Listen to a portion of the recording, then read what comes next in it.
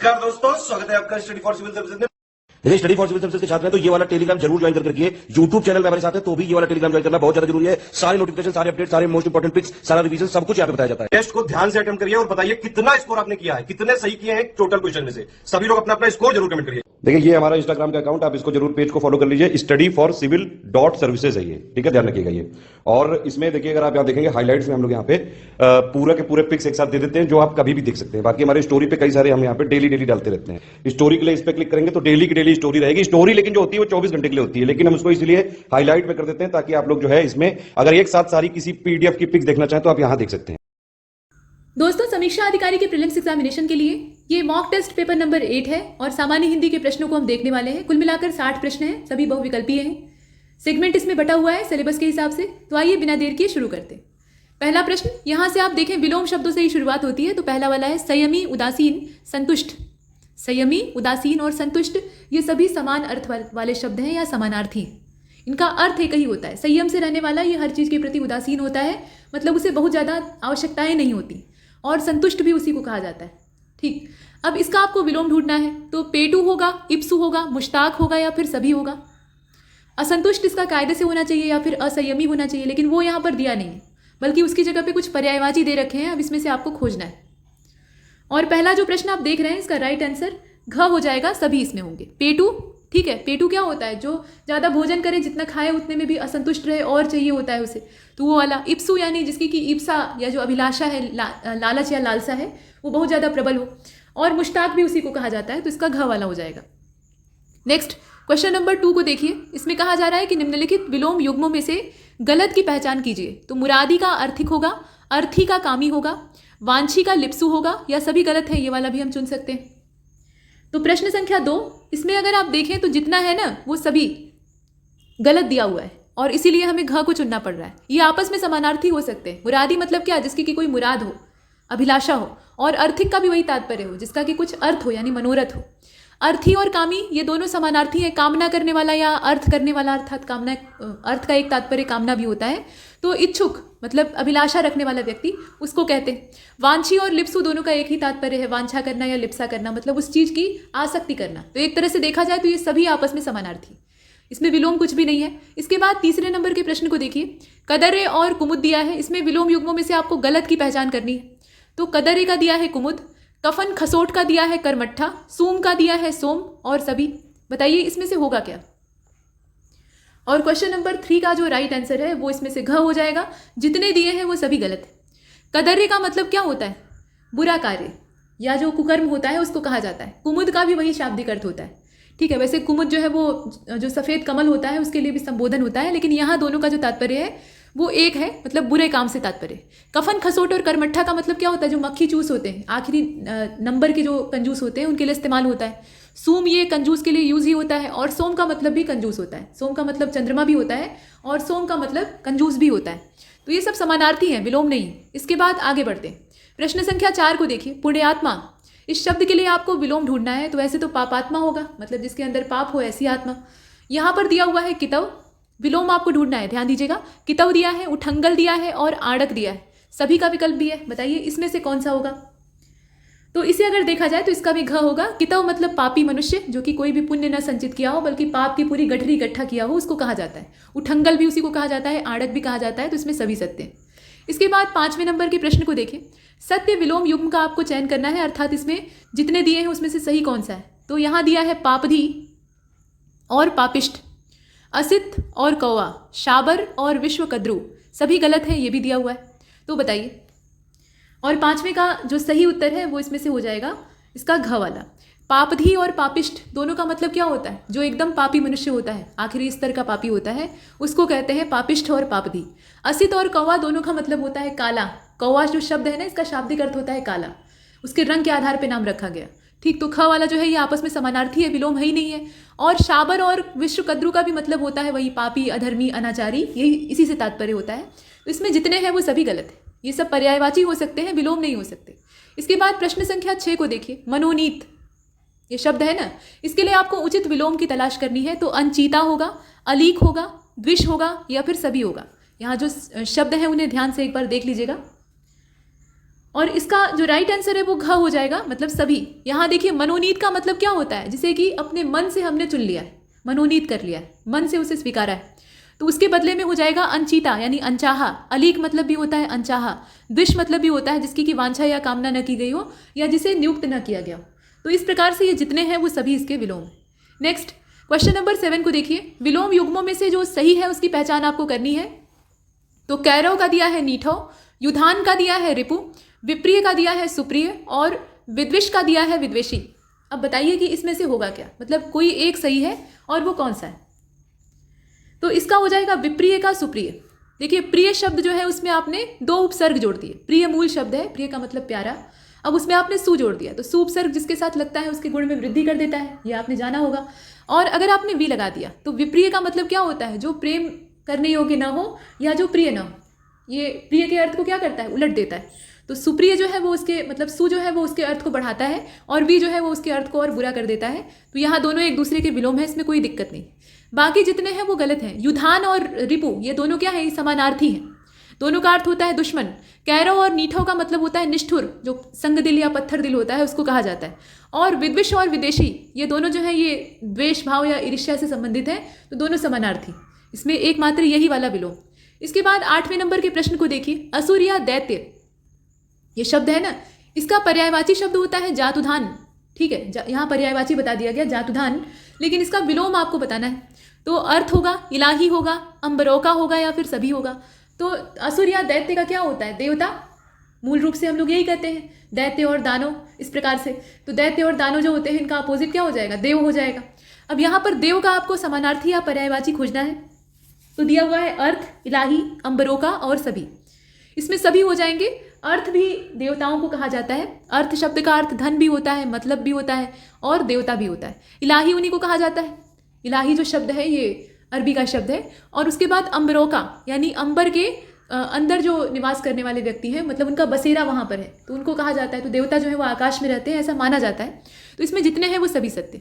इसके बाद next question number 9 को देखिए। गलत युग्म का आपको चयन करना है। तो यहाँ दिया है रिभु का प्रभु, मतलब गलत युग्म किसका है, विलोम शब्दों का है। तो रिभु जो शब्द है इसका विलोम क्या होता है, प्रभु होता है, ऐसा यहाँ दिया है। अमृतासन का दिया है अशोक, और यहाँ देखें चिन्मय दिया है, उसका दिया है गीरवाण। तो आप बताएं कि इसमें से क्या होगा, गलत कौन सा होगा। इसका जो करेक्ट आंसर है इसका घ वाला चुन लेते हैं, इसमें जितने हैं वो सभी गलत हैं। रिभु और प्रभु ये एक दूसरे के समानार्थी तो नहीं है, लेकिन यहाँ पे रिभु का जो तात्पर्य होता है वो सज्जन पुरुष से होता है और प्रभु का मतलब भगवान से होता है, ईश्वर से होता है। तो ये एक दूसरे से निकटस्थ हो सकते हैं लेकिन अपोजिट नहीं हो सकते। और अमृतासन और अशोक, अमृतासन का मतलब क्या होता है, जिसने अमृत का प्राशन किया हो यानी वो अमर हो, और अशोक का भी वही तात्पर्य है। तो इसमें अगर आप देखें चिन्मय और गीरवाण तो ये भी आपस में समानार्थी हैं। गीरवाण ये जो शब्द है ना ये देवताओं के लिए इस्तेमाल होता है, और चिन्मय जो शब्द है वो भी देवताओं के लिए इस्तेमाल होता है। तो इसमें जितने हैं वो समानार्थी हैं, विलोम नहीं है। इसके बाद 10वें नंबर के अंतिम प्रश्न को विलोम से देख लेते हैं। लोम दिया है, मतलब इसमें पूछा क्या गया है, विलोम शब्द का क्या विलोम होगा। यहाँ विलाम नहीं विलोम होगा, विलोम जो है वो खुद एक शब्द है। अब इसका विलोम क्या होगा बताइए। तो लोम होगा, प्रतिलोम होगा, या दोनों होगा, या फिर इसमें से कोई नहीं होगा। दोनों हो जाएंगे। आपने वी उपसर्ग जोड़कर लोम का अर्थ खराब कर दिया था। लोम का मतलब होता है सीधा, और आपने वी जोड़ दिया तो हो गया उल्टा। ठीक, तो लोम तो होगा ही। आपने प्रति उपसर्ग जोड़ दिया लोम में, तब भी ये खराब हो गया। प्रति जो उपसर्ग होता है ये भी खराब कर देता है किसी भी शब्द के अर्थ को। तो ये 2 उपसर्ग आपने यहाँ पर जोड़ लिए, मतलब वी जोड़ लिया और प्रति जोड़ लिया। तो इसमें आप अलग अलग जो अर्थ है, मतलब जो विपरीत अर्थ है उसको देखते हैं। फिलहाल इसमें से आपको विलोम तलाशना था ना, तो इसमें ध्यान दीजिएगा कि लोम वाला जो है वही इसका विलोम होगा, प्रतिलोम नहीं होगा। प्रतिलोम का अर्थ तो खुद ही विलोम होता है, प्रति आपने लगाया या वी लगाया एक ही बात है। मतलब कहने का तात्पर्य ये है कि प्रति और वी जो उपसर्ग है ना ये खराब करने वाले उपसर्ग होते हैं, मतलब किसी भी शब्द के अर्थ को उलट देते हैं। तो लोम में आप ये दोनों जोड़कर इसका अपोजिट बना सकते हैं। फिलहाल इसका करेक्ट आंसर क हो जाएगा। इसके बाद अब 11वें प्रश्न की ओर चलते हैं। यहाँ पर्यायवाची शब्दों का जो क्रम है वो आरंभ होता है। दिया हुआ है अवडेर, ध्यान से देखिएगा। अवडेर दिया है, अवगाह दिया है, झगड़ा दिया है, अवरेब दिया है। ये कुछ शब्द चुने हुए हैं, ये सब समानार्थी। इनका अर्थ क्या होता है, झगड़ा, झंझट, अशांति। तो अब इसका आपको पर्यायवाची तलाशना है। क्या होगा, राढ़ होगा, सजुआ होगा, बुझैती होगा, या फिर कोई नहीं होगा। तो राढ़ होगा, इसको राढ़ कहा जाता है। इसको कभी कभी ऐसे भी लिखते हैं और कभी कभी ऐसे भी लिखते हैं, राढ़। कहते हैं ना राड़ फाने हुए, गांव के ये सब शब्द होते हैं, लेकिन ये हमारी हिंदी भाषा में शामिल है, शब्दकोश का हिस्सा है। तो अवडेर, अवगाह, झगड़ा, अवरेब, राड़ इसका मतलब होता है क्लेश, झगड़ा जो होता है उसको कहते हैं। सजुआ और बुझैती का मतलब समझौता होता है। ठीक, बुझैती और जो सजुआ शब्द है ये यहाँ साझेदारी और समझौते को दर्शाता है, तो इसका क वाला सही। इसके बाद 12वें नंबर के प्रश्न को देखिए, गलशुंडी, ये जो शब्द है ना गलशुंडी, इसका क्या अर्थ होगा ये बताइए। ये लंगर को कहा जाता है, जिह्वा को कहा जाता है, कौवा को कहा जाता है, या फिर सभी इसमें गलत है, कुछ भी जो सही है वो नहीं दिखाई देता। पर्यायवाची आपको ढूंढना है गलशुंडी का। और 12वें का जो राइट आंसर है वो इसमें से ग हो जाएगा, कौवा। गलशुंडी इसको कहा जाता है क्योंकि ये बहुत ही तीखी वाणी अपने गले से निकालता है, इसकी आवाज़ जो है वो कर्कश होती है, इसीलिए इसको गलशुंडी कहा जाता है। ठीक, तो इसके बाद आगे चलते हैं। प्रश्न संख्या 13 को देखिएगा, बावर्ची खानसामा रसोइयाँ, मतलब जिसे आप कुक कहते हैं, तो इसके पर्यायवाची शब्द को आपको तलाशना है। इसमें दिया है वल्लभ, यहाँ वल्लभ होगा, इसे ध्यान से देखिएगा, ये वल्लभ ही है। ठीक, मतलब इस तरह से अगर आप लिखेंगे ना वल्लभ, यहाँ पे भ लिख दीजिएगा तो इसका अर्थ पति हो जाएगा। लक्ष्मी वल्लभ, जानकी वल्लभ, अर्थात भगवान राम को जानकी वल्लभ कहा जाता है, तो यहाँ पति तात्पर्य हो जाएगा। और वल्लभ अगर लिखेंगे मतलब दोनों तरफ व रहेगा तो उसका अर्थ होता है रसोइयाँ। इसके बाद रस पाचक, यहाँ नीचे आप देख रहे हैं, आरालिक और सभी। बताइए कि बावर्ची खानसामे या रसोइये का, या जिसे महाराज भी कहा जाता है, उसका पर्यायवाची शब्द इसमें से क्या होगा। पहला वाला तो होगा, बाकी दोनों जो है उनको देखिए। और इसका जो करेक्ट आंसर है वो घ हो जाएगा। ये सभी, रसपाचक भी कहा जाता है, आरालिक भी कहा जाता है, वल्लभ भी कहा जाता है। इसके बाद ध्यान दीजिए आगे, जो 14वें नंबर का क्वेश्चन है इसमें कहा गया बधूटी, बधूटी, तीय, दारा, ये सब समानार्थी हैं किसके, कलत्र के, पत्नी के, मौसी के, या क और ख दोनों के।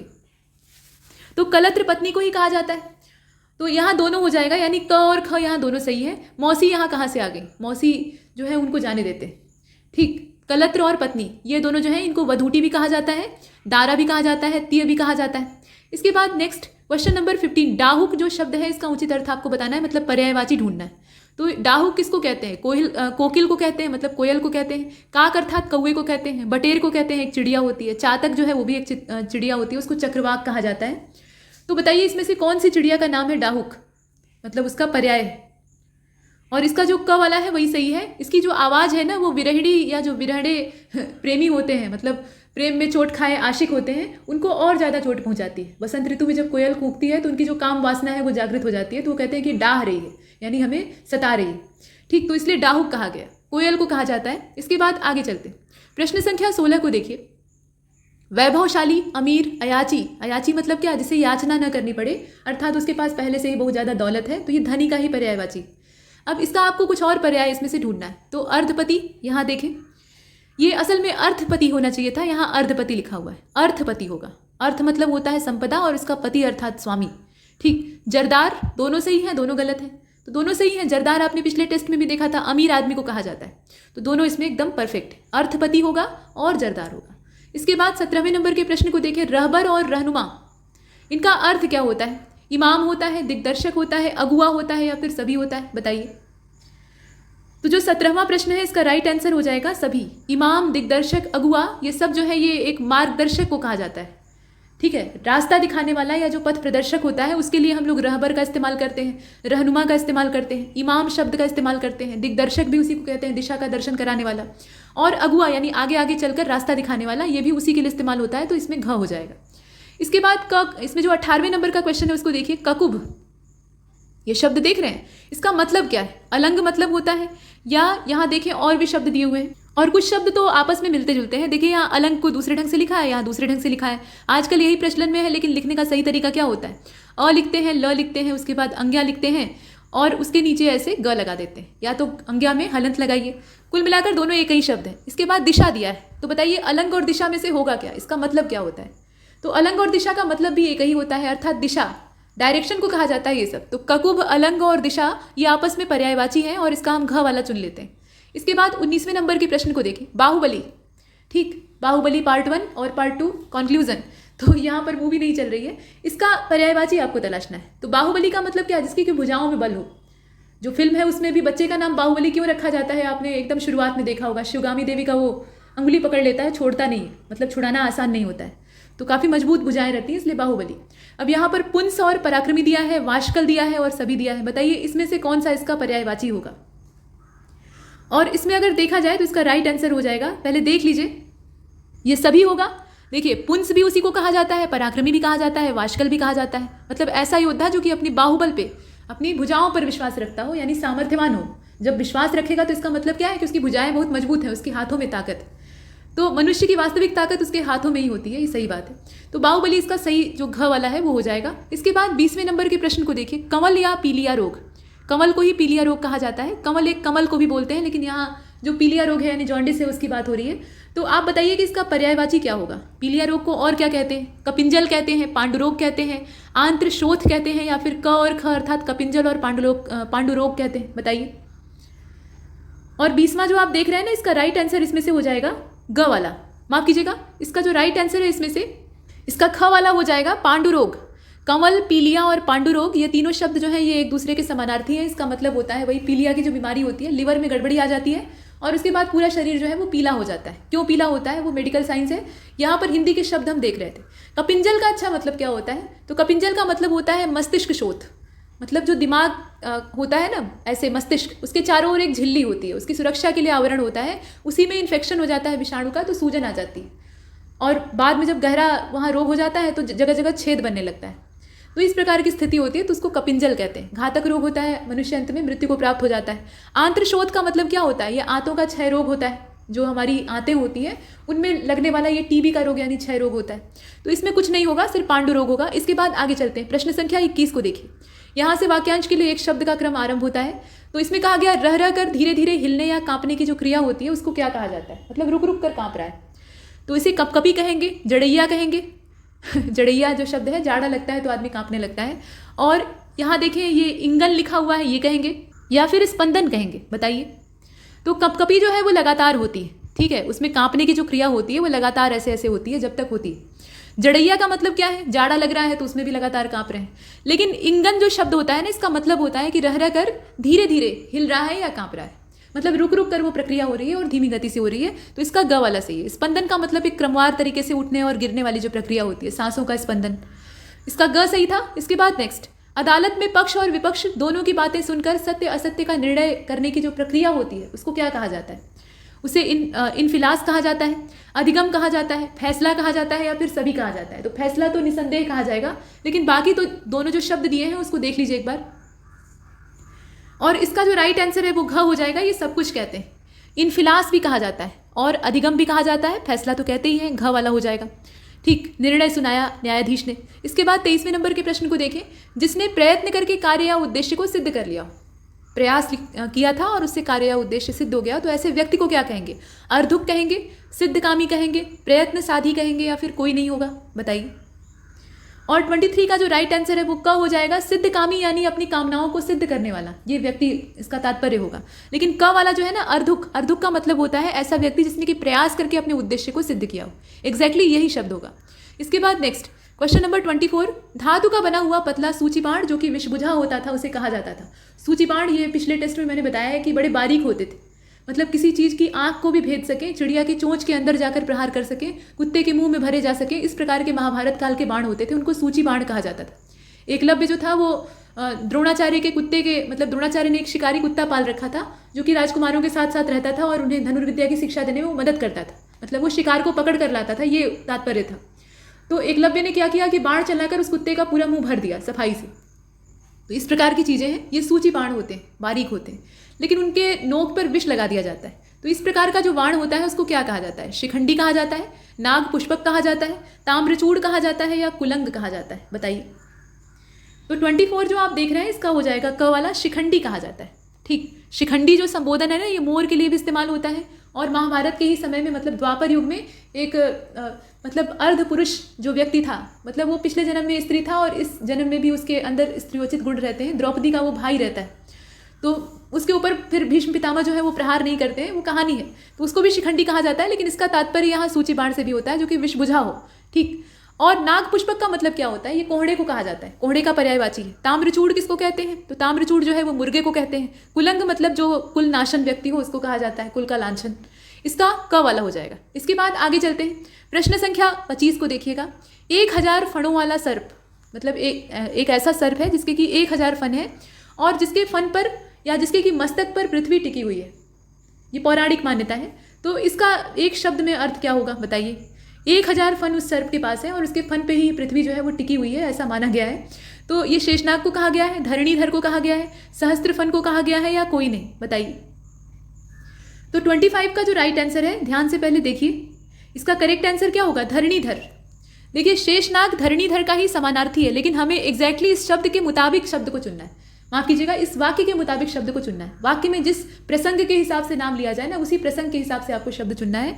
तो पृथ्वी को टिकाए हुए, मतलब अपने सिर पर पृथ्वी को धारण करने वाला, धरती को धारण करने वाला, तो वो कौन होगा, धरणीधर होगा। और धरणीधर ये शेषनाग को ही कहा जाता है।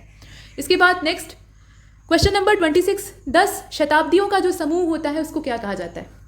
पहले तो शताब्दी क्या होती है, सेंचुरी जिसे आप कहते हैं, वो एग्जैक्टली पता होना चाहिए। देखिए अब्द का मतलब होता है एक साल का समय। अब्द जो यहाँ शब्द है ना, ये इसका मतलब क्या होता है, 1 साल का जो समय होता है या 1 वर्ष जो होता है उसको एक अब्द कहते हैं। और जब 100 वर्ष मिल जाते हैं तो उसको शत मतलब 100 और अब्द मतलब वर्ष, तो 100 वर्षों का समय अर्थात शताब्दी। अब यहाँ कहा गया है कि 10 शताब्दियों को आपस में मिला दिया गया है, तो उसको कहेंगे क्या, उसे सहस्त्राब्दी कहेंगे, शतश्रेषी कहेंगे, अब्द दश कहेंगे, या फिर सभी कहेंगे, बताइए। तो 26 का सहस्त्राब्दी हो जाएगा। सहस्त्र मतलब क्या होता है, 1000, और अब्दी मतलब वर्षों वाली, तो यहाँ पर 1000 वर्षों का समय यानी सहस्त्राब्दी। बाकी जो है वो यहाँ गलत है। इसके बाद 27 को देख लेते हैं। अतिवृष्टि और अनावृष्टि, ये जो शब्द है ना, इनके लिए वाक्य क्या होगा। अतिवृष्टि और अनावृष्टि 2 अलग अलग शब्द हैं, तो इनके लिए 2 वाक्यांश आपको ढूंढने होंगे। और वैसे ही पेयर में नीचे आंसर भी दिया है। जरूरत से ज़्यादा बारिश, ये अतिवृष्टि को कहा जाता है। अनावृष्टि का मतलब होता है कि बरसात रुक रुक कर हो रही, या फिर अति वर्षा और न्यून वर्षा होता है, भारी वर्षा और शून्य वर्षा होता है, या जरूरत से ज़्यादा बारिश और बारिश का अभाव होता है। इसमें से होगा क्या, बारीक बारीक अंतर है शब्दों के बीच में, ध्यान से देखिएगा। और 27 का जो राइट आंसर है वो इसमें से घ हो जाएगा। जरूरत से ज़्यादा बारिश जब होती है तो उसको अतिवृष्टि कहते हैं, ठीक है। और जब बारिश होती ही नहीं है, अभाव उसका हो जाता है, तो उसको अनावृष्टि कहते हैं। बरसात थोड़ी थोड़ी होती तब तो बात दूसरी होती, एकदम बारिश नहीं होती है तो उसको अनावृष्टि कहते हैं। इसके बाद 28 को देखें, तोता चश्म। तोता चश्म ये पुराना शब्द है, अभी हमने पिछले टेस्ट में यूज़ किया था।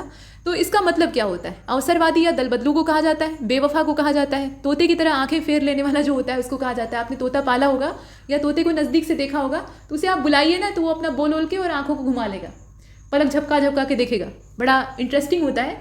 लेकिन फिलहाल और काट भी लेगा, अगर असावधान रहेंगे और वो कटाहत होता है तो काट लेगा। तो कुल मिलाकर वो अवसरवादी होता है और ये वफादार नहीं होते, कुल मिलाकर ये बात धोखेबाज होते हैं, क्योंकि ये लौट कर वापस नहीं आते। अधिकतर मामलों में ये देखा जाता है। तो 28 का राइट आंसर इसमें से होगा क्या, देखिए इसका जो सही उत्तर है वो हो जाएगा घ वाला सभी। अवसरवादी जो होता है उसको तोता चश्म कहा जाता है, वो दल बदलू भी हो सकता है, दल बदल लिया अवसर देखकर। बेवफा भी उसी को कहते हैं, वफादार नहीं है, तोते की तरह आंखें फेर लेने वाला, ये सीधा सीधा इसका अर्थ होगा तोता चश्म। चश्म का मतलब होता है आंखें। फिलहाल ये सभी होगा। इसके बाद 29 को देखें, किसी बड़े प्रशासनिक तंत्र का जो विन्यास क्रम होता है उसको क्या कहा जाता है।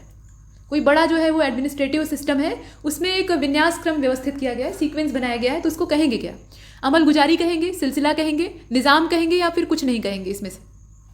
तो 29 का क्या हो जाएगा, निज़ाम हो जाएगा। जो लंबा विन्यास क्रम होता है ना उसी को निज़ाम कहा जाता है, वो व्यवस्था जो होती है उसको निज़ाम कहा जाता है। हालांकि निज़ाम एक पद भी होता था और हैदराबाद के निज़ाम आपने सुना होगा, लेकिन वो पद भी वहीं से निकल कर आया है। एग्जैक्टली इसका मतलब यही होता है। इसके बाद 30वें नंबर के अंतिम वाक्यांश वाले प्रश्न को देखते हैं। पैरों तले रौंद देना, ठीक। अब ये एक वाक्य है, इसके लिए शब्द एक इस्तेमाल करना है, क्या होगा, पद दलित होगा, तबाही होगा, पामाली होगा, या फिर क और ग दोनों सत्य हो सकते हैं, यानी पद दलित और पामाली दोनों। बताइए इसमें से क्या होगा। तो तबाही का मतलब तो बर्बादी होता है, तो वो हो नहीं सकता। पद दलित हो सकता है, दलित मतलब होता है कुचला हुआ, दला गया, यानी उसे कुचल दिया गया है, और पद मतलब पैरों के नीचे, तो ये सही है। और पामाली का भी वही तात्पर्य होता है, तो इसमें क और ग दोनों सत्य हैं, इसका घ हो जाएगा। इसके बाद अब नेक्स्ट यानी 31वें प्रश्न से हम देखते हैं तद्भव तत्सम को। तो यहाँ शुरुआत होती है किंचित कश्चित, ये शब्द दिए हैं ना, किंचित दिया हुआ है, ध्यान से देखें, और कश्चित दिया है।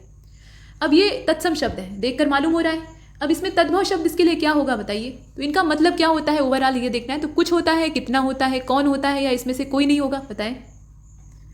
देखिए इसका घ हो जाएगा, इसमें से कोई नहीं। कश्चित, देखिए किंचित या कश्चित का मतलब होता है कोई।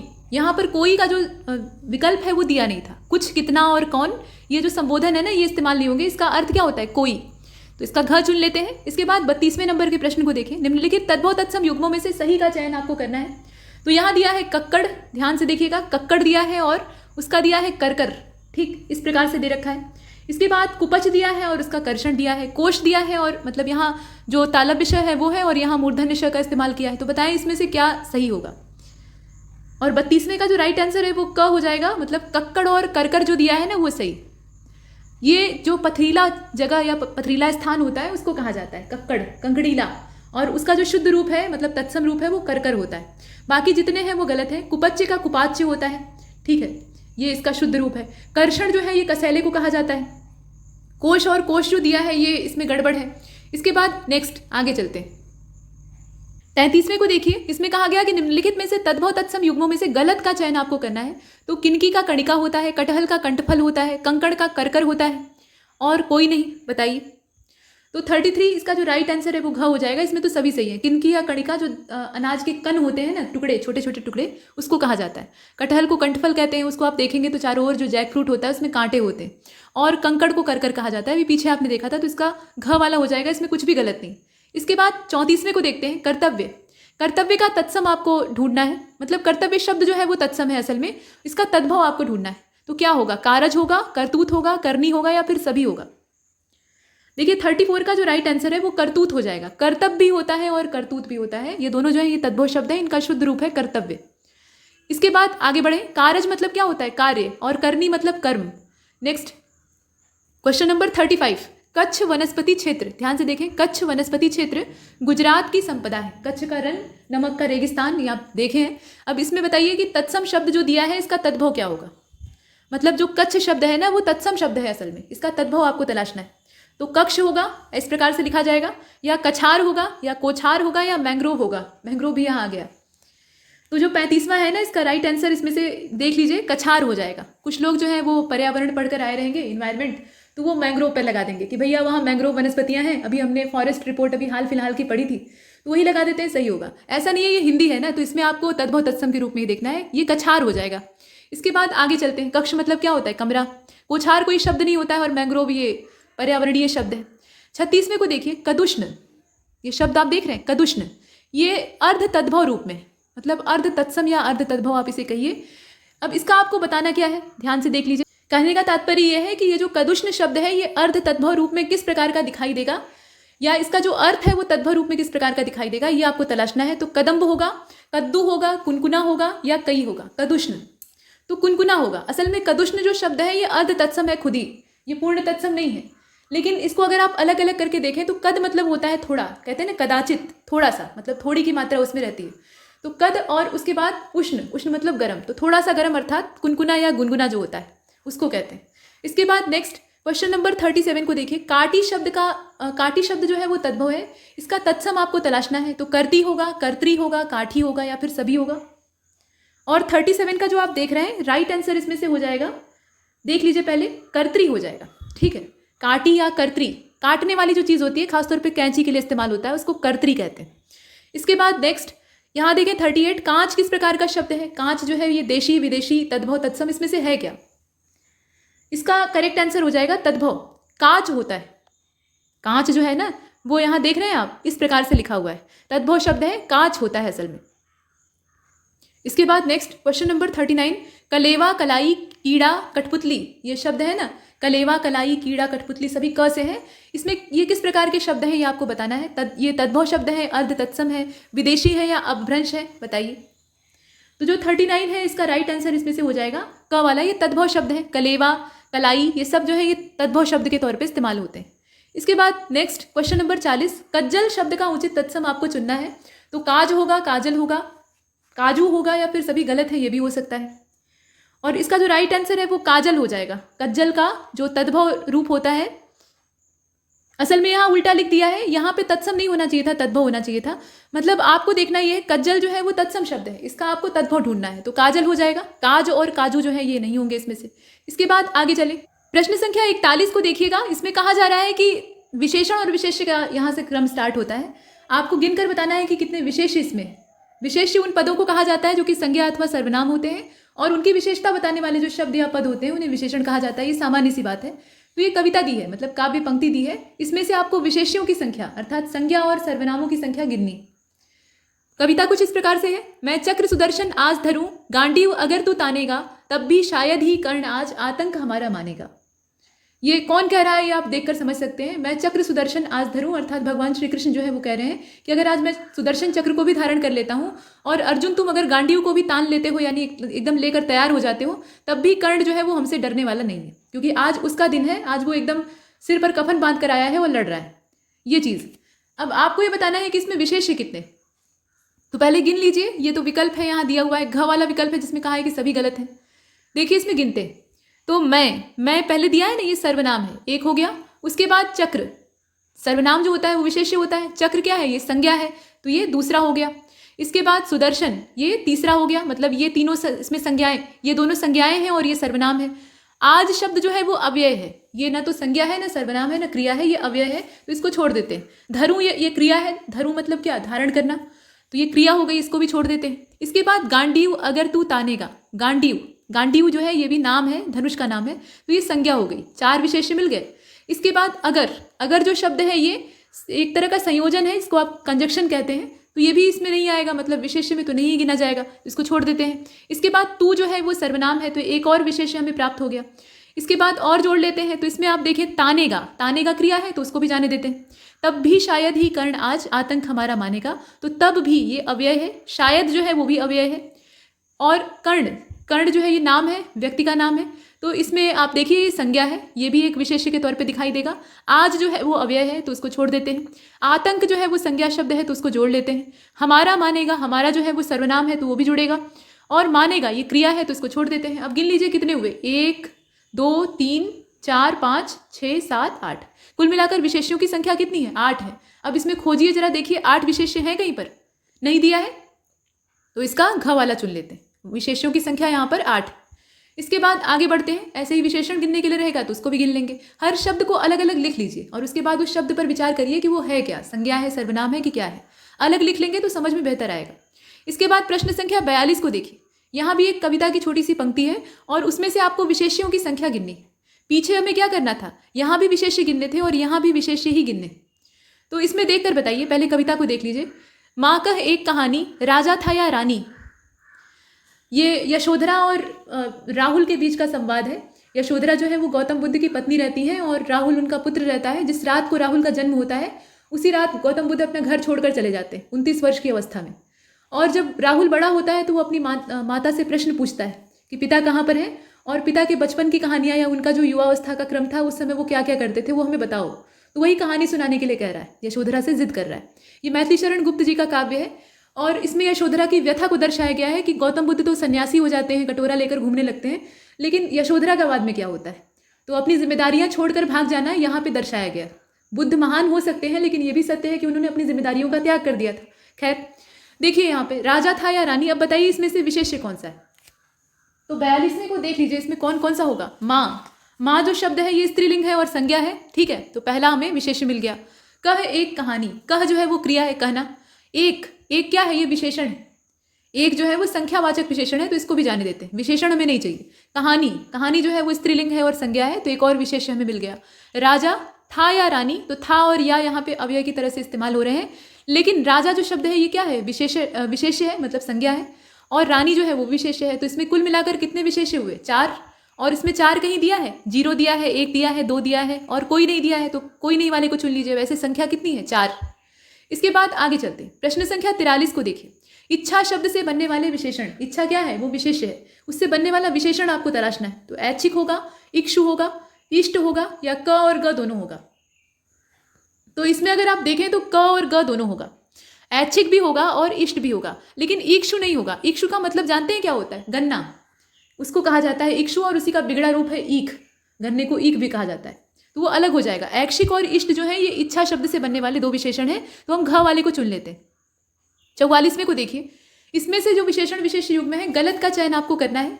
तो कहने का तात्पर्य यह है कि विशेषण इधर दिया हुआ है और विशेष्य इधर दिया है। आदृत है और आदर है, मतलब आदर शब्द से बनने वाला विशेषण क्या है, आदृत है। आत्मा से बनने वाला विशेषण आत्मीय है। काम से बनने वाला, यहाँ पे कामी से बनने वाला विशेषण जो है वो काम है, ऐसा लिखा हुआ है, और घ वाले में कहा है कि सभी सही है। तो बताइए इसमें से गलत क्या है। और जो 44वां आप देख रहे हैं इसका राइट आंसर इसमें से होगा क्या, देख कर बताएं। इसका जो करेक्ट आंसर है वो ग वाला हो जाएगा। वो देखकर मालूम हो रहा है उल्टा हो गया है असल में, ये वाला ना कामी इधर होना चाहिए था। काम जो है वो एक शब्द है, मतलब ये विशेष्य है, काम अर्थात इच्छा, जो वांछा होती है उसको कहा जाता है, और उससे ग्रस्त जो व्यक्ति है उसको कामी कहेंगे। ठीक, तो इस प्रकार से ये विशेषण है, ये विशेष है। यहाँ उल्टा दिया था तो ग को चुन लिया। इसके बाद 45वें को देखिए, कंठ शब्द से बनने वाला विशेषण कौन सा होगा? तो यहाँ पे कंडीला लिखा हुआ है, इसे ध्यान से देखिएगा। ये कंडीला नहीं है बल्कि कंठीला है। ठीक है, यहाँ पे ड की जगह पे ठ होगा, कंठीला। कंठीला कंठ है, कंठहार, क और ख दोनों, बताइए। तो इसमें हो जाएगा घ वाला, क और ख दोनों सत्य हैं। इसमें अगर आप देखें तो कंठीला और कंठहार, माफ कीजिएगा, कंठीला और कंठ, ये दोनों कंठ से बनने वाले विशेषण हैं। कंठ से बना हुआ है, उसमें ईला प्रत्यय जोड़ दिया गया तो कंठीला बन गया, और उसमें उसको कंठ से संबंधित अर्थात कंठे हो गया। कंठहार जो है वो संज्ञा है, विशेष्य है। कंठ का हार या गले की जो माला, नेकलेस होता है, उसको कहा जाता है। तो इसका घ हो जाएगा, क और ख दोनों। इसके बाद 46 को देखते हैं, चिंता शब्द से बने हुए विशेषण कौन से हैं? चिंत्य, चिंतनीय, चिंतित या सभी। चिंता एक विशेष्य है और उससे बनने वाले विशेषण आपको बताने। देखिए इसका जो राइट आंसर है वो इसमें से हो जाएगा, पहले देख लीजिए अच्छे से। इसका घ वाला, जितने हैं वो सभी चिंता से बनने वाले विशेषण हैं। चिंता शब्द से चिंत्य भी बन सकता है, चिंतनीय भी बन सकता है, चिंतित भी बन सकता है।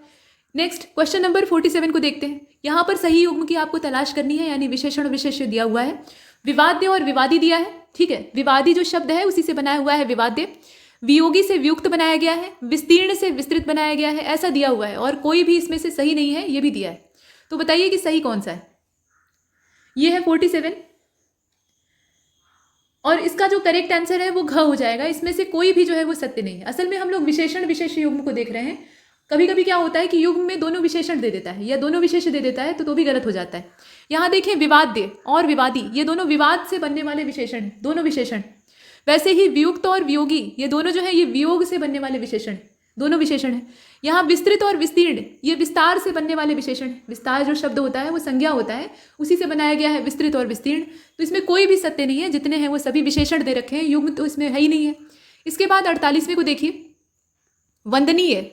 वंदनीय क्या है? एक विशेषण शब्द है, तो इसका विशेष्य क्या होगा बताइए? वंद्य होगा, वंदना होगा, वंद होगा, या इसमें से कोई नहीं होगा? देखिए 48 का जो राइट आंसर है, ध्यान से पहले देखिए इसे, वो वंद्य है। वंद्य एक विशेषण विशेष शब्द है, मतलब ये संज्ञा है, पुल्लिंग है और संज्ञा है, उसी से बना हुआ है वंदनीय। ठीक, वंद्य ये संज्ञा शब्द है, ध्यान दीजिएगा। इसके बाद 49 को देखते हैं, विधान का विशेषण आपको बताना है। तो विधि होता है, विहित होता है, विधानिक होता है, या फिर ख और ग दोनों होते हैं, बताइए। ये है 49, और इसका जो करेक्ट आंसर है वो आपको खोजना है। यहाँ पर असल में विधानिक नहीं होगा, ये वैधानिक होगा। थोड़ी सी वर्तनी की गड़बड़ है, वैधानिक होता है, इस प्रकार से लिखा जाता है। वैधानिक चेतावनी आप तंबाकू के पैकेट पर देखते हैं।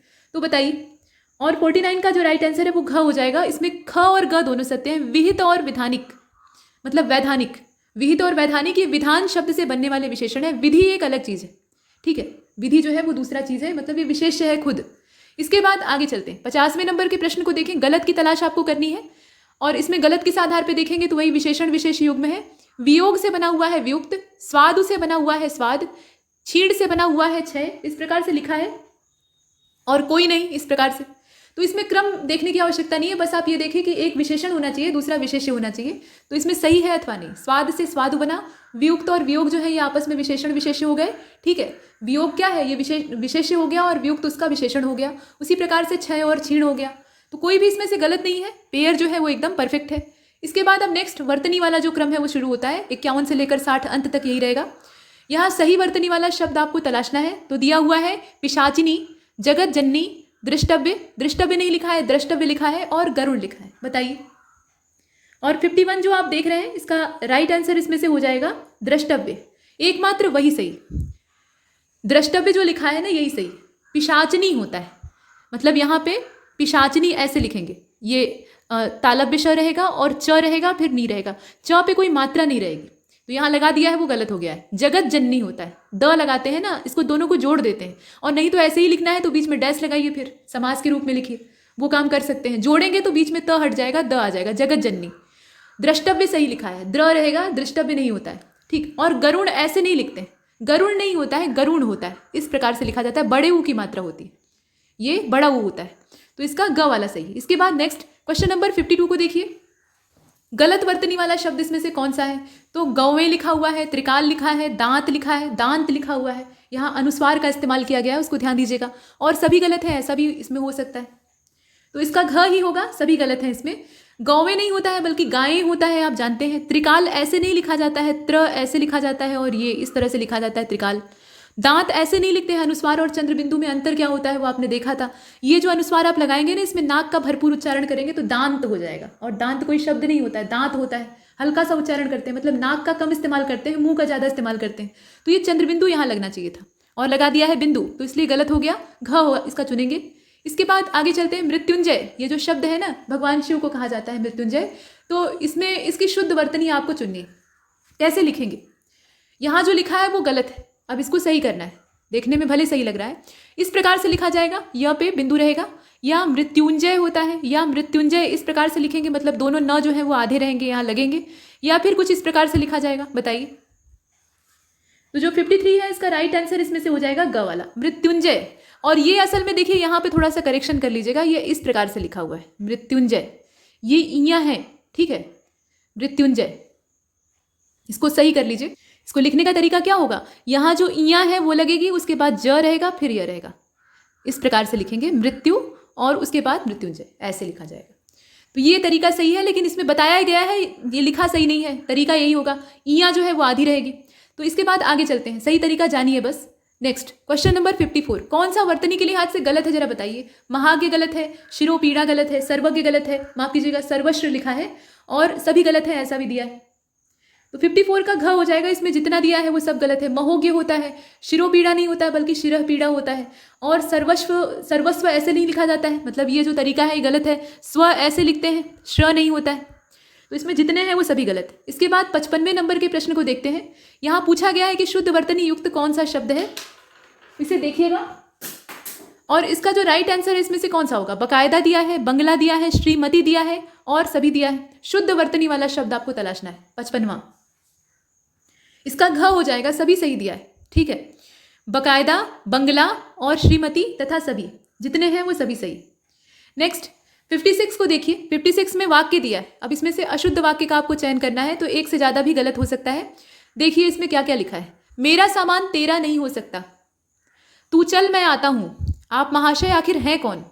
कौन होता है वह ऐसी बात करने वाला? अब बताइए कि ये जो वाक्य दिया है इसमें से गलत कौन सा है, देख लीजिए और बताइए। तो 56 को अगर आप ध्यान से देखिए तो जितने वाक्य हैं सब में कुछ न कुछ पेज है और सभी गलत। मेरा सामान तेरा नहीं हो सकता, मेरा सामान तुम्हारा नहीं हो सकता, ये शुद्ध वाक्य है। तू चल मैं आता हूँ, तुम चलो मैं आता हूँ, ठीक। तू कोई शब्द नहीं होता है। आप महाशय आखिर हैं कौन? तो या तो आप ही लगा लीजिए या फिर महाशय ही लगा लीजिए, दोनों में से कोई एक आदर्श सूचक जो शब्द है उसका इस्तेमाल करिए। तो महाशय आखिर हैं कौन या महाशय आप आखिर हैं कौन, इस प्रकार से आप लिख सकते हैं। या आप आखिर हैं कौन, इतना भी लिखेंगे तो काम चल जाएगा। कौन होता है वह ऐसी बात करने वाला, वाक्य ठीक है लेकिन उसका क्रम गड़बड़। वह कौन होता है ऐसी बात करने वाला, इसमें वह जो संबोधन है ना, सर्वनाम, उसको पहले लगाना चाहिए था। तो जितना दिया है सब में कुछ न कुछ खराबी है। घ वाले को चुनते हैं और आगे चलते हैं। प्रश्न संख्या 57 को देखिएगा, यहाँ पर है और इसमें कहा गया कि शुद्ध वर्तनी वाला जो शब्द है उसको जल्दी से चुनिए। तो स्वप्न दृष्टा है, ठीक है।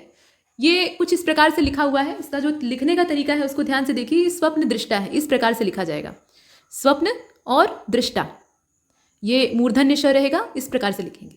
और सशक्तिकरण लिखा है, साइबर लिखा है, साइबर में बड़ी ई है, और कैलकुलस लिखा है। बताइए कि इसमें से शुद्ध वर्तनी वाला शब्द कौन सा है? तो इसका जो लिखने का तरीका है स्वप्न दृष्टा का वो कुछ इस प्रकार से होता है, लेकिन यहाँ लिखा कैसे है वो आप देख रहे हैं, ठीक है। तो ये वाला गलत है। सशक्तिकरण ठीक लिखा है, सशक्तिकरण ऐसे ही लिखा जाता है। साइबर ऐसे नहीं होता है, छोटी ही की मात्रा यहाँ होती है तो साइबर होता है। ये कैलकुलस नहीं होता है बल्कि कैलकुलस होता है, जैसे कि आप अवकलन और समाकलन गणित कहते हैं, तो वो चीज़। अब इसमें सही कौन सा है? सिर्फ सशक्तिकरण। तो ख वाले को चुनते हैं और आगे चलते हैं। इसके बाद नेक्स्ट क्वेश्चन नंबर 58, संवर्धन एक त्रुटिपूर्ण शब्द है, इसका शुद्ध रूप क्या है? संवर्धन दिया हुआ है, तो ये संवर्धन होता है, इस प्रकार से लिखा जाएगा, या इस प्रकार से संवर्धन लिखा जाएगा, मतलब इसमें ध भी रहेगा और द भी रहेगा, या दोनों सही है या फिर केवल ख वाला सही है। तो इसका जो करेक्ट आंसर है वो घ हो जाएगा, या सीधा सीधा आप ख को भी चुन लेंगे तो भी काम चल जाएगा, वही बात है। संवर्धन होता है, मतलब वृद्धि से ये बना हुआ है ना, तो संवर्धन, यहाँ पे द के साथ हर ये ध रहता है और ऊपर उड़ंतुरा रहता है। ख वाला इसका परफेक्ट। इसके बाद 59 को देखते हैं। शुद्ध वर्तनी वाला आपको शब्द चुनना है। तो यहाँ लिखा है मत्यावरोध। ठीक है, ये मत्यावरोध नहीं है बल्कि गत्यावरोध है। गत्यावरोध है ये, इसको इस प्रकार से लिखेंगे। ठीक, अब इस प्रकार से लिखा है। इसके बाद जो दूसरा शब्द है वो कौन सा है? साइकिल है, साइकिल है, सूची है, ये शब्दों को देखिएगा, और शैया है। बताइए कि इसमें से शुद्ध वर्तनी किसकी? तो शुद्ध वर्तनी एकमात्र शैया की है, अर्थात बिस्तर। बाकी इसमें आप देखें गत्यावरोध इस प्रकार से नहीं लिखा जाता है। ठीक है, लिखने का तरीका गलत है। और साइकिल जो है उसमें साइकिल होता है, सूची नहीं होता है बल्कि सूची होता है, इस प्रकार से लिखते हैं। इसके बाद 60वें नंबर के प्रश्न को देखिए। इसमें पूछा गया है कि जो वाक्य दिया है उसमें किस प्रकार की गड़बड़ है। तो गड़बड़ कैसी है ये वाक्य को पढ़ने पर मालूम होगा। तुम कब आओगे बाजार में पकौड़े खाने? ये अच्छा वाक्य है, और कोई भी आ जाएगा पकौड़े खाने के लिए, बुलाइएगा तो। तुम कब आओगे बाजार में पकौड़े खाने? तो इसमें कैसी अशुद्धि है? वाक्य गलत तो है ही है। इसमें क्रम की गड़बड़ी है। देखिए इसमें क्रम ही बस गड़बड़ है, और शब्द तो सही ही है। इसमें पूछना चाहिए था कि तुम बाजार में कब आओगे, या तुम पकौड़े खाने बाजार में कब आओगे। ठीक है, इस प्रकार से पूछना चाहिए था। तो क्रम की गड़बड़ी, बाकी सभी तो सही। तो चलिए, यहाँ तक हमने इस टेस्ट को कंप्लीट किया है। ऐसे ही कुछ और टेस्ट आपको मिलेंगे, लेकिन इसको प्रैक्टिस करते रहिए इस पे, और बने रहिए हमारे साथ। तब तक के लिए नमस्कार।